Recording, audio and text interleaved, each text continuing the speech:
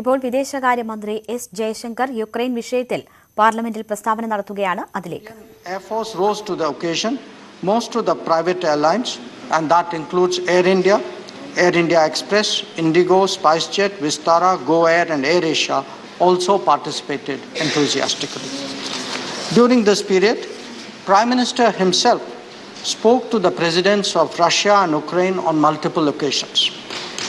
He specifically took up the issue of safe evacuation of Indian nationals, especially from Kharkiv and Sumy. Prime Minister also spoke to the Prime Ministers of Romania, Slovak Republic and Hungary and the President of Poland to seek their support for facilitation of entry of Indian nationals to their countries. I most sincerely thank these partner nations for opening their doors and helping our citizens in our hour of need. Chairman, sir, I was also in constant touch with my own counterparts in Ukraine, Russia, Poland, Romania, Hungary, Slovakia and Moldova for similar reasons. Foreign Secretary maintained contact with ambassadors of Ukraine and Russia in New Delhi, while our ambassador in Kiev and Moscow followed up with their respective capitals.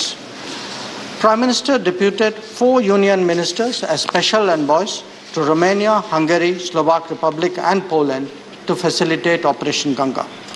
This included Shri Jyotiraditya Scindia to Romania, Shri Kiren Rijiju to Slovak Republic, Shri Hardeep Singh Puri to Hungary and General Shri VK Singh to Poland.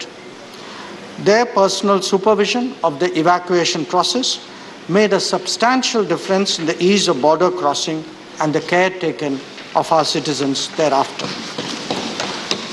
The most challenging part of the evacuation exercise was that of evacuating Indian nationals from Kharkiv and Sumy. Both the places witnessed heavy shelling and airstrikes. Many options were worked out to evacuate students through buses and trains. A team from our embassy in Moscow had also been sent to the Russia-Ukraine border to facilitate the possible evacuation of Indian students through Belgorod and Kursk. Many students from Kharkiv were moved to Pesochin in view of anticipated escalation of hostilities.